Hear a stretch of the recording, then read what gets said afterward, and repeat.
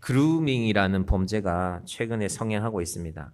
이 범죄인데도 아주 질이 나쁜 거죠. 한 사람의 인생을 통째로 망치는 것입니다. 이 그루밍 범죄가 일어나는 그루밍의 피해자들을 보면 그 가해자들은 일부러 누가 내가 이 사람에게 저 사람에게 저 대상자에게 나쁜 짓을 해도 주변에서 아무도 도와줄 수 없는 사람들을 찾아서 그루밍 범죄를 합니다. 경찰의 조사 내용입니다. 안타깝게도 우리 이 친구들도 그 내용 중에 하나입니다. 이런 상황이 생기면 도울 생각을 해야 될 텐데 오히려 그루밍 범죄자로 샀기 때문에 그래서 우리 오남진접 기독교연합회에서 이 친구들을 상담할 때 첫 번째 먼저 물어보는 것이 채무가 생겼을 때 이게 혹시 범죄에 악용된 것이 아닌가 하고 먼저 확인합니다. 경찰과 동행해서 그렇게 확인하는 절차가 있습니다. 그러고 나서 그런 것이 아니라 생활 때문에 그렇다면 이제 이 채무에 대해서 우리 연합회의 기금 가운데 일정액을 지원하는 그런 일을 하고 있는 것입니다. 라반을 곰곰이 보면 이 요즘 세상이면 이 라반이 딱 그루밍 할 사람이에요. 야곱을 어떻게 합니까? 20년 동안 이용하죠. 너 내 딸 줄 테니까 결혼해라. 그러면서 사기 결혼을 시켜서 14년을 야곱의 인생을 뺏어 먹고요. 또 6년을 일을 시키는데 약속을 한 번도 지키지 않습니다. 약속을 제때 지키지 않는 것이 이 라반의 모습이었는데 마지막에 라반이 속마음을 털어놨잖아요. 너 아내들도 야곱이랑 공식으로 결혼하고 7년 동안이나 일하고 아내들을 준 거 아닙니까? 근데 라반 뭐라고 했습니까? 너 아내들도 말하자면 라반에게는 내 딸이죠. 다 내 것이고 네 손자들도 내가 너에게 주지 여자들 내 딸들을 주지 않았으면 네가 손자 있었겠냐? 네 아들 있었겠냐? 이것도 다 내 것이다. 다 빼앗는 것이죠. 요즘 말로 하면 이게 바로 그루밍 범죄인데 그 무시무시한 곳을 야곱이 드디어 빠져나왔습니다. 감사한 일 아닙니까? 그럼 빠져나왔으니까 이제 좋은 일들이 기다리고 있어야 되는데 그렇지가 못합니다. 야곱 인생에 남아있던 근본적인 문제가 있거든요. 형과의 문제. 이 형 에서와의 문제를 풀어야 됩니다. 근데 그 푸는 것이 결코 쉽지 않습니다. 이 에서는 야곱과 태생부터가 달랐거든요. 그럼 사람은 다양합니다. 야곱은 쌍둥이였지만 엄마 곁에서 엄마 살림 도와주고 부엌에서 양파 썰어주고 양파 까주고 하면서 엄마하고 조곤조곤 지내는 아들이었다면 에서는 사냥터로 나갔습니다. 아버지의 마음에는 이 큰아들이 그래서 마음에 든 거예요. 너 가서 사냥해와라. 내가 너를 마음껏 축복하겠다. 이게 이 야곱 집안의 이야기 아니었습니까? 자, 그런데 그런 에서가 가진 장자권을 야곱이 빼앗았습니다. 성경에는 분명히 야곱을 축복하였지만 하나님이 원하시는 방법은 이런 방법은 아니었죠. 결국 하나님이 야곱을 축복하십니다. 근데 야곱이 에서에게 그 장자권을 그렇게 야비하게 빼앗아오는 아버지를 속이고 형을 속이는 방법이 아니었는데 야곱의 방법이 잘못된 것입니다. 그것 때문에 야곱이 마음이 힘들어요. 돌아가면 부모님을 만나기 위해서 돌아가는 거지만 형도 만나야 되거든요. 이것 지금 야곱에게 닥친 일입니다. 자, 오늘 1절은 그 야곱의 이 가는 길을 이렇게 소개합니다. 자, 1절 말씀 한번 띄워주시면 볼까요? 야곱이 길을 가는데 하나님의 사자들이 그를 만난지라. 이 짧은 문장인데 가만히 보면 좀 이상하지 않습니까? 야곱이 길을 갔으면 야곱이 하나님의 사자들을 만났다라고 해야 되는 거 아닌가요? 그런데 히브리어 성경에 보면요. 여러분 성경 보십시오. 야곱이와 길을 사이에 그의라는 말이 하나 더 들어갑니다. 단어가. 근데 우리 할아버지 목사님들이 이거 번역하면서 뺐어요. 이상하니까 야곱이 자기 길을 가는 거지 왜 어차피 야곱이라는 사람은 3인칭인데 우리 국어로 말하면은 왜 다시 그의라는 이 3인칭 소유격을 써야 되냐? 그의 빼자고 했습니다. 근데 그의는 사실은 들어가야 맞습니다. 왜냐하면 이 길이 야곱의 길이 아니었거든요. 야곱의 길이 아니라 하나님의 길이었습니다. 왜 하나님의 길일까? 우리 31장 13절 말씀을 보면요. 왜 이 길이 하나님의 길인지 알 수 있습니다. 한번 보시겠어요? 그 다음 거 보시면요. 자, 볼까요? 땅 내 족속에게로 돌아가라. 내가 너와 함께 있으리라 하신지라. 이게 무슨 말이냐 하면은 야곱이 고향으로 돌아가야 되는데 그것이 하나님께서 야곱에게 주신 약속인데 야곱이 자꾸 안 가려고 해요. 야곱의 판단이 있었겠죠. 지금 20년째가 됐지만 야곱이 고향으로 돌아가기에는 뭔가 좀 부족했다고 여겼을 수도 있습니다. 내가 이렇게 식구가 많고 양이 많고 이렇게 염소가 많지만 고향으로 돌아가기에는 좀 부족해. 한 1년만 더 일할까? 1년만 더 일할까? 그러면서 이제 6년이라는 세월이 지났는데 야곱이 여전히 움직이지 않으니까 하나님이 야곱을 보챈 겁니다. 너 왜 그러냐? 네 족속에게로 돌아가라. 내가 너와 함께 할 것이다. 야곱아, 네 힘으로 가는 게 아니다. 여러분 지난 한 주간도 어떻게 사셨습니까?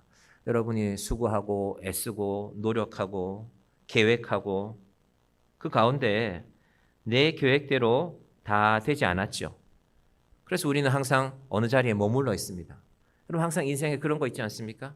내가 이거 해야 되는데, 저도 책상 위에 여러 가지 서류들이 있는데 내가 오늘은 이거 해야 되는데 이거 해야 되는데 뭐 3주를 늦춘 일도 있고요. 어떤 거는 1년을 늦춘 일도 있고. 저 우리 자립 청년들 돌보자는 저건 제가 정양교회 개척하기 전부터 생각했던 일입니다. 그래서 제가 우리가 저 처음 있는 자리에서 예배 드릴 때 주변에 주택들이 많잖아요. 근데 주택들이 많은데 제가 거기서 이렇게 동네 이렇게 주변을 청소하다가 가끔 들리는 얘기가 뭐 저 주택이 나왔는데 넓은 방이 있다더라, 큰 방이 있다더라, 주인이 그렇게 지었다더라 하면요, 이불러 가서 구경해 본 적이 있어요. 그래서 여기는 우리가 이만한 방을, 물론 이 공간보다 훨씬 작지만 예배 공간으로 쓰고 남는 방들은 저 일을 할 수가 있지 않을까. 우리 그 주변에도 학교가 가까웠고 거기서 버스 타고 조금만 가면은 이 대학교가 나오지 않습니까? 그런 생각을 했던 적이 있습니다. 근데 제가 오랫동안 생각했던 것이 이제 차곡차곡 묻혀 있었는데 제가 최근에 다시 생각하게 된 겁니다. 그렇지. 이 굿네이버스라는 단체를 통한 설명도 다시 들었고요. 그래서 우리가 해야 할 일 중에 하나인데 잊고 있었구나 했던 것입니다. 자, 야곱도 하나님께로 돌아가야 되는데 잊고 있었어요. 혹은 늦추고 있었습니다. 그래서 하나님께서 보채시는 것입니다. 그러면 이 길이 물론 야곱이 자기 발로 걸어오고 있지만 하나님의 길도 되는 거죠. 야곱의 용기로는 떠날 수가 없었습니다. 라반이 두려웠거든요. 그런데 하나님이 오게 하신 것입니다. 그것이 32장 1절입니다. 야곱이, 제가 넣어볼게요. 그의 길을 가는데, 이 그는 하나님입니다. 그래서 하나님으로 바꿔볼게요. 야곱이 하나님의 길을 가는데 하나님의 사자들이 그를 만나지라. 그러면 문장이 정리가 되지 않습니까? 하나님이 오고 계시니까 하나님의 사자들이 기다려야죠. 우리 대통령이 어디 외국에 나가면 그 외국에 우리나라 공관 직원들이 기다리고 있죠. 대사도 나와 있고 영사도 나와 있고. 그래서 대통령을 기다리죠. 한 나라의 대통령이 주권자가 오니까, 국민을 대표하는 사람이 오니까 그 나라의 외교관들이 와서 대통령을 기다리고 있는 것입니다. 그것처럼 하나님이 움직이시니까, 비록 야곱이 움직이는 것 같지만 보이는 것은 하나님이 야곱을 통하여서 오고 계신 것이니까 하나님의 사자들이 기다리고 있는 것입니다. 창세기 32장은 그렇게 시작되는 말씀입니다.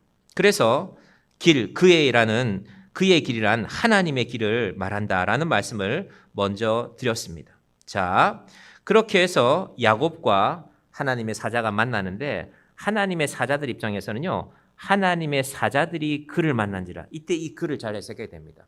그러니까 야곱을 만나는 거지만 동시에 야곱을 보내신 하나님을 만나는 것입니다. 여러분, 우리 인생이 이렇게 되면 얼마나 좋겠습니까? 내가 어디를 가요? 그러면 짐도 싸야 되고 비행기 표도 구해야 되고 차편도 알아봐야 되고 숙소도 알아봐야 되고. 그런데 하나님이 동행하시면, 대통령이 순방할 때 기자들이 비행기를 타고 가는데요, 그 기자들이 어디서 잘까 염려하지 않습니다. 그 기자들은 비행기 표도 준비되어 있고 현지에 가면 기자들을 위한 숙소도 마련되어 있습니다. 그래서 대통령 순방하는데 돈이 좀 많이 들죠. 많은 사람들이 함께 가야 되고 그걸 국민에게 알리는 역할을 그 기자들이 하기 때문에 그렇습니다. 자, 야곱이 길을 가지만 하나님이 길을 가는 것이고, 하나님이 계시기 때문에, 하나님이 가는 길이기 때문에 하나님의 사자들이 야곱을 동시에 하나님을 기다리고 있는 것입니다. 야곱이 그런데 그들을 보니까, 이제 2절로 갑니다. 2절 띄워주시겠어요? 야곱이 그들을 볼 때에 이르기를 이는 하나님의 군대라 하고 그 땅 이름을 마하나임이라 하였더라. 마하나임, 군대는 군대인데 두 무리의 군대를 말합니다. 이 두 무리는 어떤 의미로 두 무리냐면요, 군대가 앞에도 있는데 야곱이 뒤를 보니까 뒤에도 있어요. 양쪽에 군대가 왼쪽에도 있는데 옆을 보니까 오른쪽에도 군대가 있어요. 든든하겠죠. 여러분을 지키는 사람들이 이렇게. 그리고 군대 혹은 진영이란 말인데 큰 무리를 말하는 것입니다. 우리 군대 다녀오신 분들은 중대도 있고 대대도 있고 연대도 있고 사단도 있고 많은 군대의 규모가 있는데, 여기서 말하는 건요, 로마 군대로 해석해 놓은 거 보면요, 군단이라고 해놨어요. 군단. 우리나라 군단 같으면 세 개 사단이 합쳐져야 군단이죠. 이 군단장 별 세 개 이 위세가 대단하지 않습니까? 군단장은 움직일 때 차 잘 안 타요. 군단장 이상은 헬기 타고 움직이거든요. 그래서 사단 본부에서 근무 쓰다가도 갑자기 저 멀리서 헬기가 보이면은 군단장님 오십니다 하면 이제 부대가 난리가 납니다. 정리도 하고 사단장님 어디 있는지 찾고 그런 의미가 군단장인데 이 신약 성경에는 이 의미를 그렇게 군단으로 해석해 놓았습니다. 헬라어로 바꾼 성경에 보면은 자, 많은 무리를 보여주는 것입니다. 왜 많은 무리를 보여줄까요? 야곱이 지금 마음이 두렵거든요. 에서가 만만치 않기 때문에 형을 알잖아요. 내 형이 무서운 사람입니다. 내 형이 어릴 때부터 활을 다루고 칼을 다루던 사람이기 때문에 그 에서를 만나야 되기 때문에 야곱에게도 하나님이 든든한 군대 마하나임 양쪽에서 야곱을 지키는 자들을 보여준 것입니다. 사실은 하나님이 야곱에게 지금 하나님의 사람들을 보여주는 게 처음은 아닙니다. 이미 28장에 나왔었잖아요. 그때는 벳엘이라고 했죠. 광야에 아무도 없다고 야곱 혼자라고 생각했는데 하나님의 천사가 사다리를 타고 오르락 내리락 하는 걸 보여줬습니다. 이 사다리에서 중요한 건요. 사다리라는 거는 땅에서 하늘로 올라가는 개념이죠. 우리 교회도 사다리가 있는데 요즘 제가 조금 더 높은 사다리가 필요해서 이렇게 알아보고 있습니다. 그런데 사다리가 위험한 이유는 기대는 이 지지하는 것이 든든하지 못하면 사다리는 위험합니다. 그래서 제가 산업안전기사 시험을 칠 때 지금 가물가물한데 요 A형 사다리는요 2m 이상 되면 주변에 보조자가 한 명 있어야 돼요. 그게 아마 답이었던 것 같습니다. 위험하니까. 근데 하늘에서 사다리가 내려왔으니까 야곱이 뭘 깨달았냐면 이건 땅에서 올라간 사다리가 아니라 하나님이 내려주신 사다리다. 이건 믿음의 고백이거든요. 이런 믿음의 고백이 있었지만 천사들이 오르락 내리락 하는 걸 보았지만 야곱은 망각합니다. 그럼 창세기 32장에 제가 오늘 말씀드리는 계속되는 주제가요. 야곱이 오락가락 한다는 겁니다. 그리고 우리 믿음도 오락가락하지 않습니까? 내가 찬송가 한 곡 아침에 극동방송 들으면서 잘 들으면 그래 오늘은 이 찬송가 붙들고 살아야지. 새벽에 새벽기도 말씀드리면 그래 이 말씀 붙들고 살아야지 하다가도 나에게 불리한 세상의 정보들을 접하게 되면 요즘 분들은 뭘 많이 듣잖아요. 유튜브도 듣고 라디오도 듣고 그러면 그 두려움이 하루 종일 우리 마음을 지배합니다. 그런데 사실은 야곱도 그렇고 우리 인생도 그렇습니다. 야곱도 분명히 28장에서 만난 하나님이 있는데 또 망각해버립니다. 그래서 하나님이 다시 보내주는 것입니다.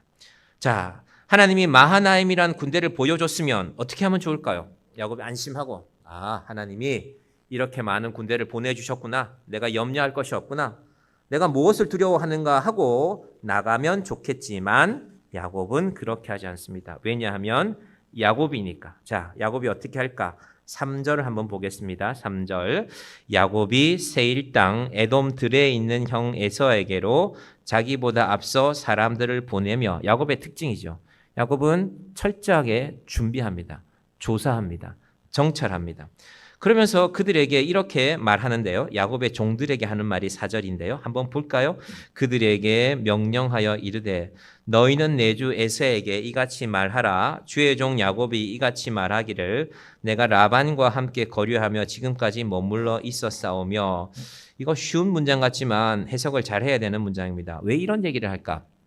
야곱이 종들을 먼저 보낸단 말입니다. 너희들 저기 가면 들판에 내 형이 있을 것이다. 내 형이 그곳에 살았으니까 가서 명령이라고 했지만요. 우리 개역 개정에는 그리 되어 있지만 우리 한 칸 앞에 개역 성경에는요. 부탁이라고 되어져 있습니다. 내가 주인인데 내가 사장인데 내가 부하 직원들에게 명령하면 되지 왜 부탁할까요? 중요하기 때문에. 야곱의 마음에 간절함이 있기 때문에. 그래서 종들에게 부탁하는 것입니다. 당신들 잘 들으세요. 가서 4절에 또 중요한 표현이 있죠. 내 주 에서에게. 쌍둥이잖아요. 쌍둥이는 동생이 형한테 형 잘 안 부릅니다. 제가 학창시절에 이렇게 쌍둥이들을 몇 차례 봤는데요. 생긴 게 비슷해서 쟤들이 쌍둥이구나. 체육 시간에 한 사람이 체육관 갖고 오면 가서 빌려오고 하면 쌍둥이는 그런 거 편하지만요. 맛있는 거 있으면 쌍둥이들은 양보 잘 안 합니다. 어디 감히 나 너하고 1분 차인데 네가 형이라고 까불어. 뭐 제가 본 쌍둥이들은 그랬지만 자, 이 쌍둥이인데 더구나 나이가 지금 90이란 말입니다. 70에 갔어요. 20년 만에 돌아왔으니까 90이란 말입니다. 근데 지금 야곱이 재산도 많아요. 사회적 지위도 있습니다. 뭐라고 합니까? 내 주 에서에게. 이건 신하가 임금을 부를 때 하는 말입니다. 임금님, 왕이시여, 황제폐하. 그런 표현을 지금 야곱이 쓰고 있습니다. 왜 그럴까요? 마음이 답답한 것입니다. 어떻게 해서든지 살아남아야 되니까 극존칭을 사용해서 가서 내 형님에게 당신들 말 잘해야 됩니다. 그분은 나한테 주인과 같은 분입니다. 내가 신하라면 그분은 왕과 같습니다. 그러면서 뭘 설명하냐면요. 내가 라반과 함께 거류하며 지금까지 머물러 있었사오며 자기가 이렇게 늦게 된 20년 만에 고향에 돌아온 이유를 말합니다. 이건 무슨 말이냐면요. 야곱이 형님한테 잘못한 게 있어요. 장자권을 빼앗았잖아요. 잘못을 했으면 어떻게 해야 됩니까? 빨리 돌아와서 사과해야 되잖아요. 형님 잘못했습니다. 그러면 갔으면 몇 달이 걸리는 길이라도 1년쯤 뒤에 결혼해서 돌아와서 형님 이러이러해서 제가 잘못했습니다. 저를 살려주십시오 해야 되는데 그걸 못했거든요. 20년 동안. 누가 나한테 잘못했는데 20년 동안 말 한마디 없어요. 멀리 갔는데 소식도 없어요. 마음에 분노가 치밀겠죠. 그 분노를 좀 잠재우십시오라는 핑계를 라반 때문입니다. 내가 결혼을 했는데요. 아니 내가 이 여자가만 결혼하고 있다는데 또 다른 여자까지 이렇게 붙여줘서 14년 또 6년을 더해서 제가 이 라반 곁에서 정말 새벽부터 밤중까지 일하다가 이렇게 시간이 지나가 버리고 말았습니다라는 말을 하고 있는 것입니다. 자, 그래서 오늘 본문이 이게 간단한 얘기인 것 같은데 하나하나 정리해 보면 이런 야곱의 상황들이 들어 있습니다. 그러면서 뭐 합니까? 5절은 우리 같이 볼까요? 시작. 내게 소와 나귀와 양떼와 노비가 있으므로 사람을 보내어 내 주께 알리고 내 주께 은혜 받기를 원하나이다 하라 하였더니 형님 내가 잘못했습니다. 너무 늦게 와서 제가 잘못했습니다. 그런데 제가 형님을 위해서 제가 형님 장자권 뺏어갔잖아요. 제가 가져온 거 한번 보십시오. 제가 꽤 많은 거 가져왔습니다. 이거 다 형님 가지셔도 됩니다. 그리고 저만 살려주세요. 이게 지금 야곱의 마음입니다. 그럼 야곱이 지난 20년 동안 수고했는데 자기가 수고한 그 모든 것 지금 다 누구한테 줘야 됩니까? 형한테 줘야 됩니다. 그럼 우리 인생이 이렇게 되지 않기를 바랍니다. 우리가 수고했으면 우리가 누릴 수 있어야죠. 야곱이 자기가 잘못 택한 믿음의 방법 때문에 야곱은 분명히 하나님이 내가 둘째지만 나를 복준다고 했으니까 내가 형 걸로 이렇게라도 뺐으면 될 거야. 이게 야곱의 방법이었는데 하나님 인정하지 않으셨습니다. 그래서 라반 앞에 야곱이 지금 이렇게 어려운 상황에 놓이게 된 것입니다. 제발 저만 살려주십시오. 자, 그러면 에서가 계산해보고 그래 양이 몇 마리 소가 몇 마리 괜찮겠네. 너를 살려줄게 하면 좋은데 우리가 준비한 대로 되지 않습니다. 여러분 열심히 준비했는데 여러분 준비한 대로 다 되는 거예요 인생이? 내가 열심히 수고했는데 내 계획대로 되는 인생은 없습니다. 그건 인생이 아니죠. 제가 야구를 안 본 지가 꽤 오래됐는데 요즘 들어서 야구를 봅니다. 제가 응원하는 팀이 늘 꼴찌 비슷한 걸 했거든요. 그래서 아예 덮어놓고 뭐 올해도 꼴찌 하겠지. 봄에 반짝 자라면은 6월 되면 꼭 성적이 떨어지기 때문에 그 팀 별명이 봄대였거든. 봄에만 잘한다고. 근데 올해는 용케 가요. 근데 상황이 좋지가 않아요. 선발 투수들이 상황이 좋지가 않거든요. 프로야구 10개 구단 중에 뭐 다른 팀 사정은 모르겠지만 제가 봐도 저 사람은 연봉을 몇 억씩 받는 사람인데 공이 왜 저러냐, 스트라이크가 안 들어가는구나. 여러분 감독이 그거 계획했겠습니까? 선발 투수가 든든히 지켜준다는 게 야구의 기본인데 그래서 최소한 5번까지 정하지만 1, 2, 3번이라도 선발 투수가 제대로 나가야 그래야 감독할 맛이 난다는데 저도 우리 교회에 나름대로 중요한 선발 투수들이 있습니다. 우리 김기진 집사님도 중요한 선발 투수고요. 우리 예은이도 중요한 선발 투수입니다. 그런데 오늘 예은이가 1부 때 뛰었단 말이에요. 그런데 지금 2부도 뛰고 있단 말이에요. 이 선발 투수 자원을 이렇게 운영하면 안 돼요. 그래서 2부에 릴리프, 이 가운데 연결해주는 투수들이 필요합니다. 야곱이 인생이 하나도 계획대로 되지 않아요. 여러분 한 구단이 쓸 수 있는 돈이 정해져 있단 말입니다. 예를 들면 뭐 삼성은 우리 올해는 투수들한테는 200억만 쓴다. 절대 더 쓰면 안 된다. 그리고 200억 중에 한 100억짜리 투수를 하나 데려왔는데 그 100억짜리 투수가 잘 못 던지면 감독 마음이 무너지는 거죠. 야곱이 이 많은 걸 계획했는데 자기 뜻대로 되지 않습니다. 자, 어떻게 됐을까? 6절 봅니다. 사자들이 야곱에게 돌아와 이르되 우리가 주인의 형 에서에게 이른즉 그가 400명을 거느리고 주인을 만나려고 오더이다. 표현은 좋습니다. 만나려고 온다. 이거 만나려고 오는 겁니까? 여러분 동생이 오랜만에 돌아오는데 20년 만에 돌아오는데 굳이 그 동생 환영할 거라면 400명까지 데려갈 필요가 있을까요? 저는 성경에 등장하는 일들도 항상 경제적으로 생각해 봅니다. 경제적으로. 여러분이 어떤 일이 있어서 여러분이 큰 농장을 갖고 있어서 오늘 400명을 데려다가 수확을 해야 돼요. 중요한 작물이 있어서 오늘 꼭 수확해야 돼요. 400명 데려오는 거 쉬울까요? 도대체 얼마를 줘야 될까요? 요즘 농사 짓는 것도 일당이 꽤 비쌉니다. 13만 원, 15만 원 일 잘하는 분은 그렇게 들었습니다. 400명을 데려오려면 요즘 시세로 하면은 5천만 원은 넘는 돈 아닙니까? 왜 이럴까요? 에서가 죽이겠다는 겁니다.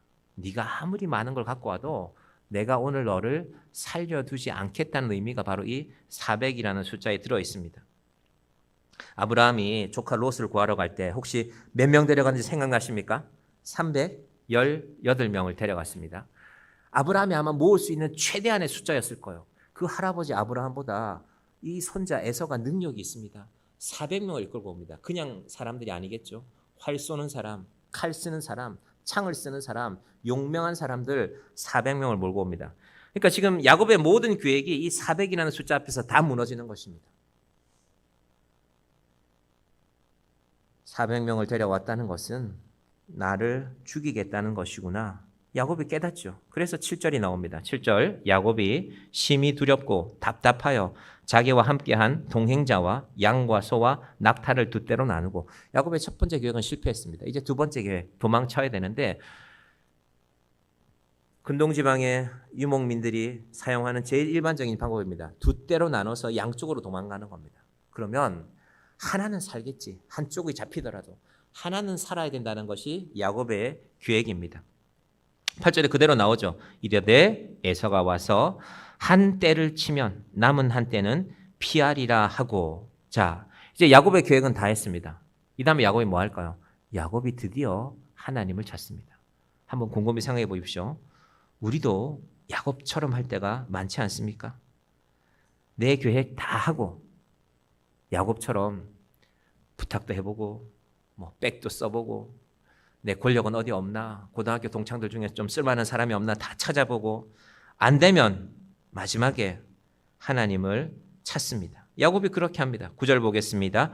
야곱이 또 이르되 내 조부 아브라함의 하나님, 내 아버지 이삭의 하나님 여호와여, 주께서 전에 내게 명하시기를 내 고향 내 족속에게로 돌아가라, 내가 내게 은혜를 베풀리라 하셨나이다. 여러분 이거 일찍 나와야 되는 말인데 야곱의 입에서 지금 나오는 겁니다. 왜냐하면 이미 1절에 야곱이 그의 길을 가는데, 하나님의 길을 가는데 하나님의 사자들이 그를 만난지라고 창세기 32장은 전제를 하고 시작하거든요. 근데 야곱은 이걸 늦게 생각합니다.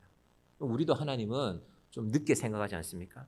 여러분이 하나님을 일찍 생각할 수 있으면 그 믿음이 제일 귀한 믿음입니다. 한때는 치면 한때는 피하리라. 그렇게 하지 뭐 해놓고는 하나님이 있었지. 야곱의 마음에 지금 하나님을 찾습니다. 자기 계획이 우선이었는데 자기 계획이 실패하니 하나님을 찾습니다. 우리의 믿음은 어디부터 실패가 될까?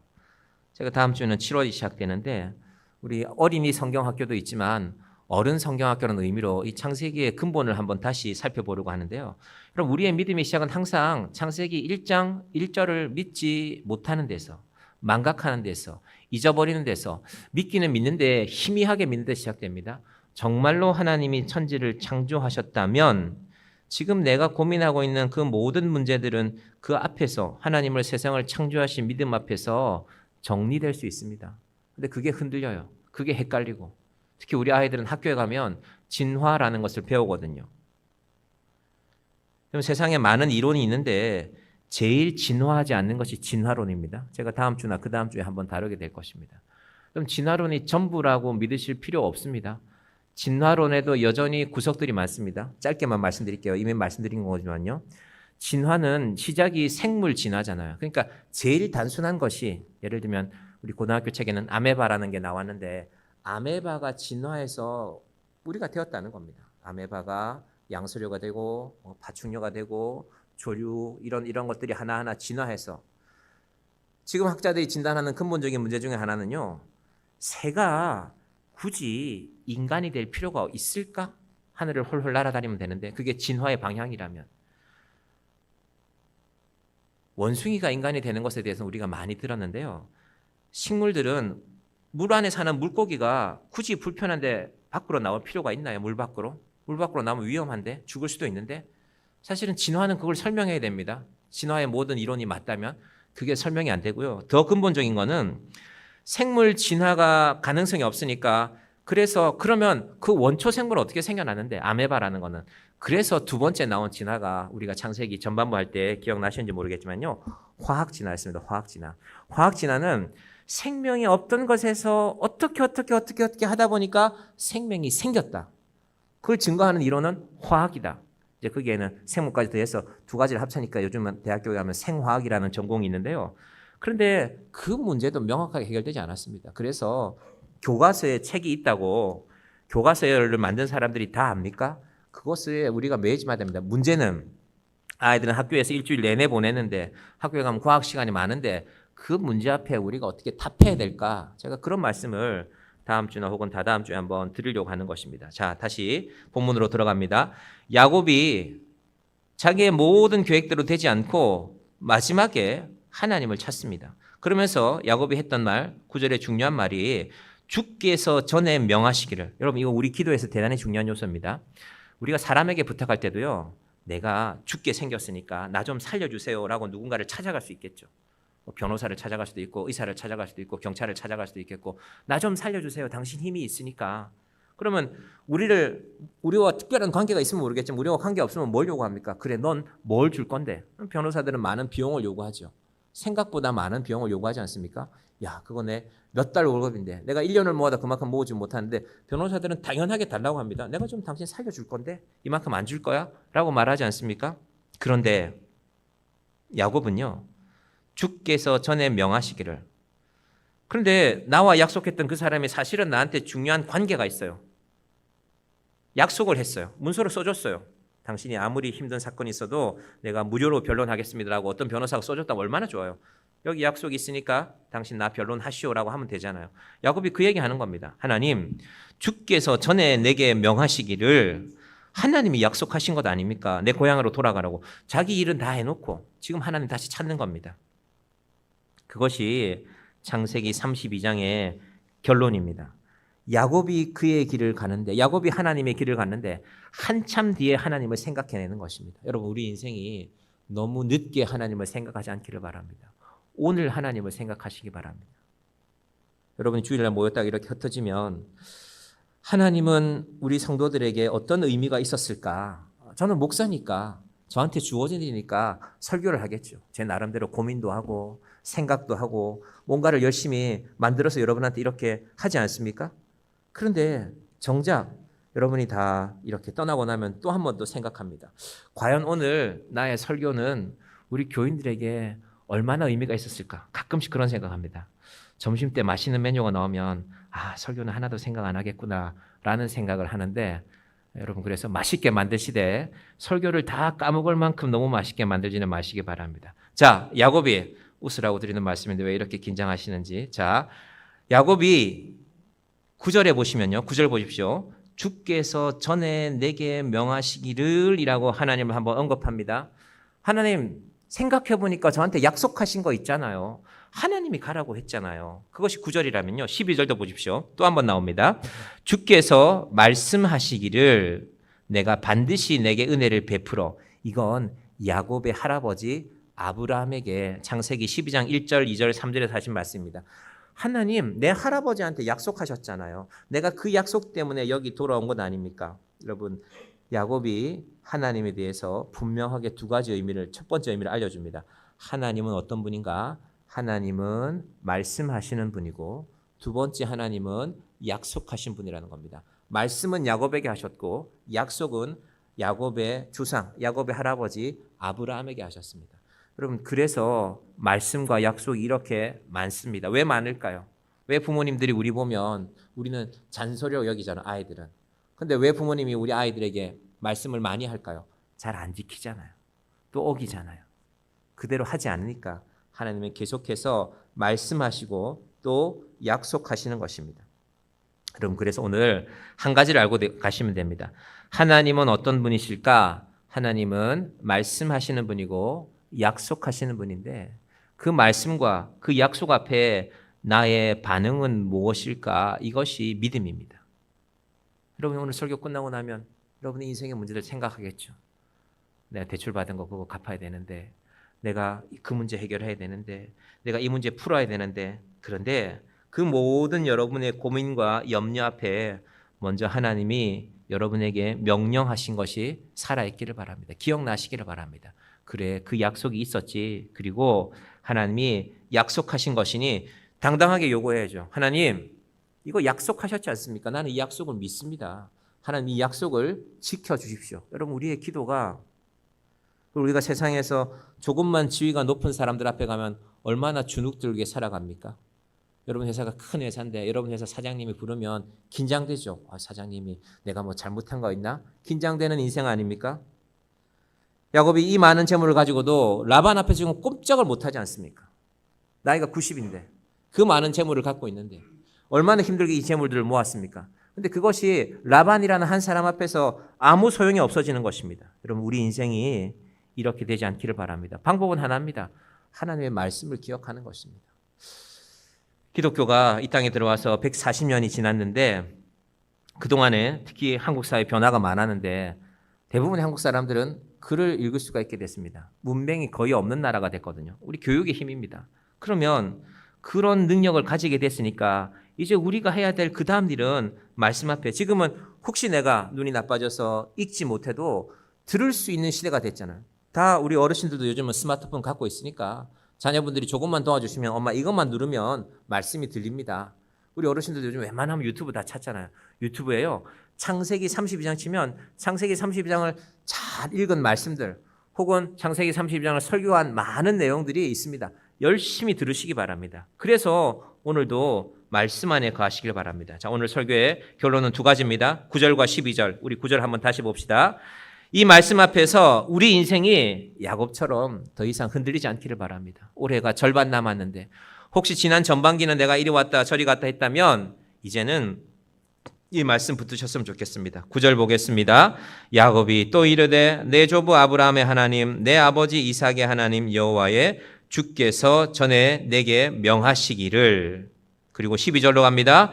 주께서 말씀하시기를 내가 반드시 내게 은혜를 베풀어 내 씨로 바다에 셀 수 없는 모래와 같이 많게 하리라 하셨나이다. 지금 야곱의 자식들이 죽어버리면요 이 약속 못 지키거든요. 그러니까 하나님이 살려내라는 겁니다.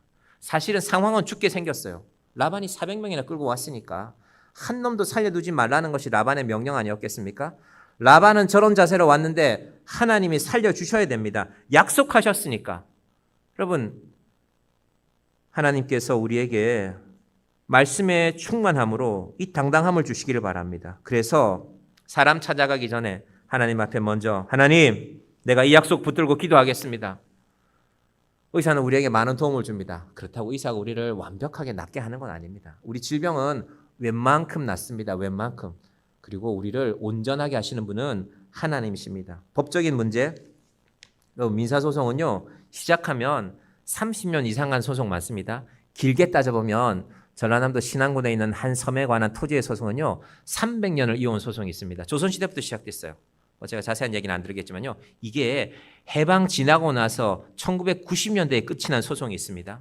왕이 우리 조상들에게 허락해 준 땅인데 그 땅의 일부가 염전이 되고 했었는데 그 땅을 말하자면 조선시대 공무원들이 함부로 빼앗아 갔어요. 되돌려주지 않았어요. 소송하고 소송한 겁니다. 도대체 300년이면 몇 대가 소송한 겁니까? 여러분 세상의 소송은 쉽게 끝나지 않습니다. 하나님께 여러분의 소송도 하시기를 바랍니다. 하나님 앞에 여러분의 기도의 손을 아래시고 우리의 자녀들 하나님 나는 이 약속 믿고 기도하니까 내 자녀에게 이 은혜를 베풀어 주시옵소서. 하나님 앞에 주께서 말씀하시기를 야곱이 고백하는 것처럼 주께서 전에 명하시기를 말씀과 약속을 우리가 붙들고 당당하게 기도하는 주의 자녀들이 되시기를 간절히 축원드립니다. 기도하겠습니다. 하나님 감사합니다. 2025년에 6월의 마지막 주일을 맞이하였습니다. 지난 상반기는 우리가 어떤 모양으로 살았습니까? 7월이 다가옵니다. 우리가 맥주감사주일에 우리가 세상에 해야 할 많은 일들이 있지만 우리의 이웃을 돌보는, 부모님의 울타리 없이 살아가는 우리의 아이들을, 우리의 청년들을 돌보는 그 귀한 일에 힘쓰는 교회가 되게 하여 주시옵소서. 하나님, 야곱이 많은 인생을 계획하지만 그의 뜻대로만 되지 않습니다. 우리도 많이 계획하고 많이 수고하고 또 많이 실패하기도 하였습니다. 하나님, 언제까지 우리가 수고하고 실패하기만 하겠습니까? 하나님의 말씀 안에서 주여 전에 말씀하시기를, 주께서 전에 내게 명하시기를, 야곱이 기억하는 그 하나님을, 주께서 말씀하시기를, 하나님의 약속을 믿는 그 야곱의 믿음을 하나님이 돌보셨습니다. 하나님 아버지, 우리에게도 그 믿음으로 세상을 이기는, 하나님 앞에 당당하게 서고 세상 앞에 당당히 서는 그 믿음을 허락하여 주시옵소서. 예수님의 이름으로 기도드립니다. 아멘.